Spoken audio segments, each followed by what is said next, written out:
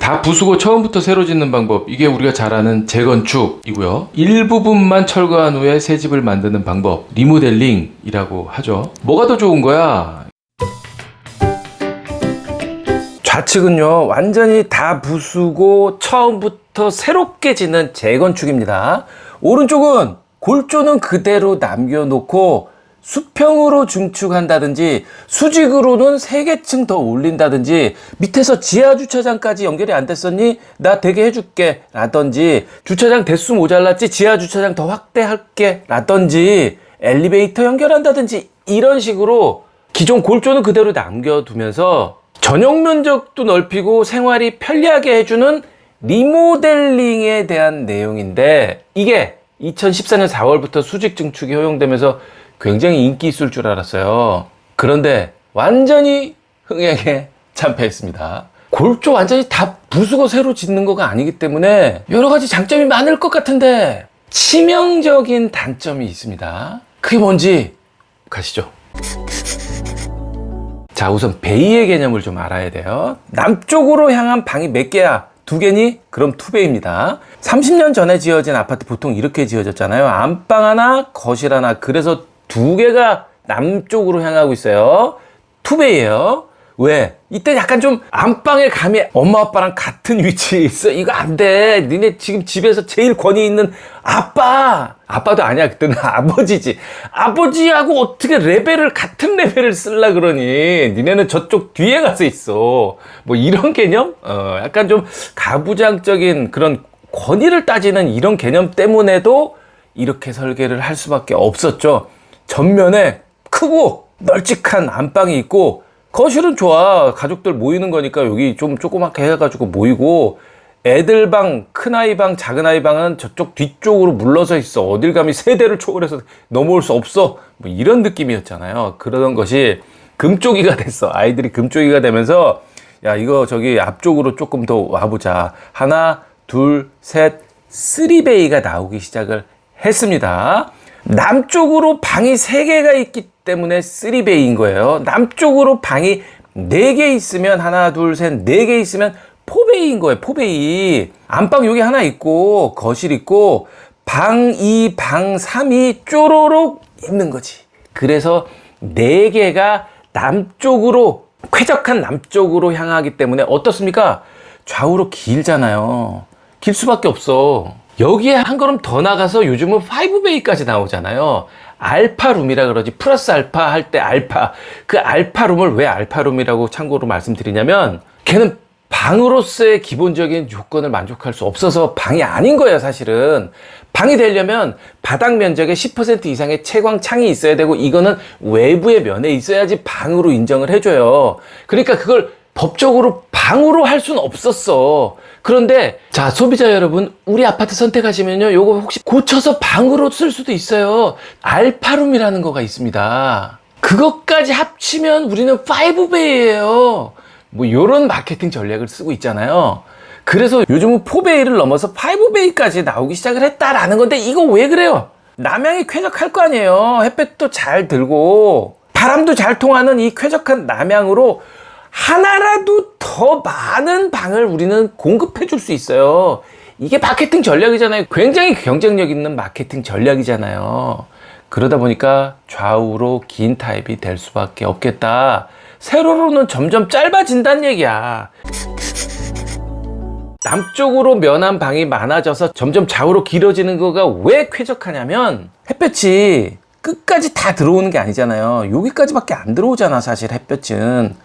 여기서부터 요만큼까지밖에 안 들어왔단 말이야, 지금 햇볕이. 얘가 점점 올라갔다가 넘어가면서 길어지면은 서쪽으로 넘어가면서 햇볕이 아예 안 들어올 거니까. 방이 있다 그래서 방 저쪽 끝까지 무조건 다 들어오는 거가 아니잖아요. 이 한계 때문에 남쪽에 있어야 그나마 햇볕이 요만큼이라도 들어올 수 있겠다. 두 번째, 환기도 영향을 미칩니다.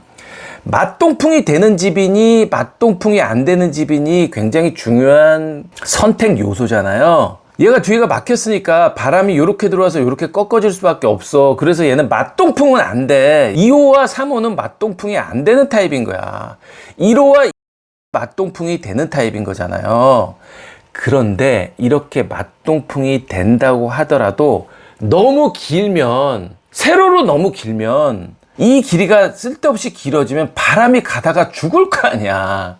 바람이 가다가 죽지 않을 만큼의 세로폭이 좀 짧아야죠. 그래야 바람이 쭉 통과를 할 테니까. 그래서 가로로 길면 통풍면에서도 유리할 수밖에 없겠다. 그래서 여러 가지 조건상으로 좌우로 긴 타입이 유리할 수밖에 없겠다. 햇볕도 잘 들고 바람도 잘 통하니까. 햇볕이 잘 드는 방을 모두 다 남쪽 바로 인접해서 배치를 했으니 좌우로 긴 타입이 세로로 긴 타입보다 어마어마하게 유리한 장점을 모두 다 가질 수밖에 없겠다. 그런데 리모델링은 세대 간 벽을 헐을 수 없다는 굉장히 치명적인 단점을 가지고 있어요. 세대 간 벽이 이 벽과 이 벽과 이 벽인데 이 폭을 넓힐 수가 없는 거예요. 좌우로 길게 갈 수가 없어. 좌우 중축이 불가한 거야. 5호 세대, 4호 세대, 3호 세대, 2호 세대, 1호 세대 그냥 그대로 남겨놓은 상태에서 앞뒤로만 넓힐 수밖에 없는 게 리모델링의 치명적인 구조적인 단점이에요. 이건 할 수가 없어. 어떻게 할 수가 없어. 골조를 부수지 않는 거거든요. 리모델링은 저 위에 꼭대기 20층 30층부터 1층까지 지하층까지 그대로 이 내력벽은 그대로 있어야 된단 말이에요. 그대로 있으려다 보니 좌우로 중축이 안 돼. 쾌적한 남쪽으로 더 많은 방을 갖다 놓을 수가 없는 거야. 발코니 있는 이 부분으로 중축은 가능한데 좌우로가 안 된단 말이에요. 그래서 33평 기준으로 9m 곱하기 10m 짜리 아파트가 9m 곱하기 14m로 넓어질 수는 있어도 3베이는 3베이로 있을 수밖에 없고 2베이는 2베이로 밖에 있을 수가 없는 거예요. 실제 사례입니다. 66.18제곱미터 짜리 리모델링 전 아파트 평형이 80.96으로 엄청나게 넓어졌어. 엄청나게 넓어졌는데 자세히 보시면 이 폭 있죠? 이 폭은 그대로야. 예, 가로폭은 그대로예요. 가로폭은 그대로면서 여기가 이렇게 넓어졌어요. 안방을 앞으로 쭉 빼가지고 넓어진 거야. 그런데 1, 2, 2베이죠? 1, 2, 2베이로밖에 갈 수가 없었던 거예요. 뭐 대신 여기 없었던 곳에 이렇게 계단을 만들었어요. 지하 주차장에서 바로 세대로 접근이 안 됐잖아요. 옛날에 지은 아파트들은 대부분이 그렇잖아요. 그거 얼마든지 공사 가능합니다. 비 올 때 장 보고 와가지고 비 안 맞으면서 엘리베이터 타고 바로 세대 내로 진입하는 거 뭐 이건 가능해졌어요. 기술적으로 그건 극복 가능한데 정작 쾌적한 환경에서 살고 싶은 원베이, 투베이, 쓰리베이, 포베이를 구성할 수 있는 방법은 없겠다. 평면적으로 넓어졌으나 쾌적한 환경을 유지할 수 있는 근본적인 해결책은 안 된다라는 거고, 또 하나 층고 문제가 있어요. 얘도 결정적이야. 층고라고 하는 거는 슬라브 바닥 여기 요 슬라브 바닥에서 위층 슬라브 바닥 여기까지의 높이를 층고라고 얘기를 하거든요. 아파트는 2.8m가 일반적인 층고 높이입니다. 그런데 정작 우리가 사는 공간, 그러니까 바닥에서 난방배관 들어가고 마루판 깐 이 바닥에서 천정에 석고보드로 천정 마감했잖아요.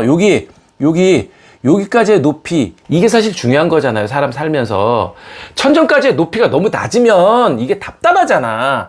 이 천장고는 2300입니다 보통 2.3m예요 그러니까 아파트 여기서부터 여기까지 매층 이렇게 올라가는데 이게 전부 다 층고는 2.8m고 이 안에서 사람이 바닥 위에서 천정까지 사는 높이는 2,300이다, 2.3m다 라는 건데, 이게 바닥 슬라브 두께가 210mm예요. 210mm. 천정 슬라브도 당연히 210mm인 거고, 210mm와 210mm 골조 슬라브 사이에 바닥도 올라오고 천정도 내려오고 해서 2,300m, 2.3m의 내부 공간 높이를 유지를 하고 있었는데, 이게 예전에는 달랐어요. 슬라브 두께가 아주 예전에는 150mm도 안 됐었어. 그때 당시에는. 심지어 99년 이전에는 120mm, 12cm인 적도 있었어요. 이게 무슨 얘기냐? 차음 규정이 강화가 되면서 아래층 위층의 차음은 슬라브 두께 두께가 두꺼울수록 차음 성능이 극도로 발휘가 되네 라는 걸 알기 시작을 하면서 법적으로 150mm 이상 해야 돼, 아니야 180mm, 아니야 09년 이후는 지금 210mm 이상까지는 돼야지만 시끄러움이 전달되는 거가 급격히 줄더라. 야, 법으로 210mm를 정해놔 라고 정해진 거거든요.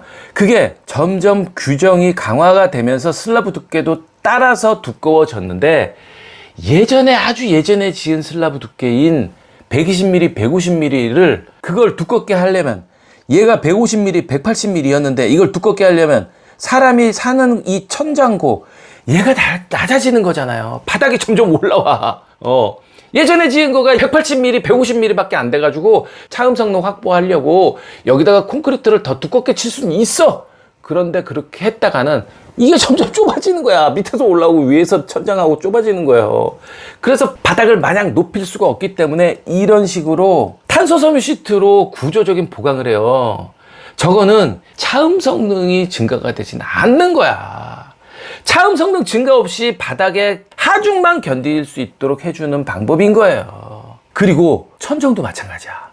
90년대 이전에는 건물에는 스프링클러의 의무 조항이 없었어요.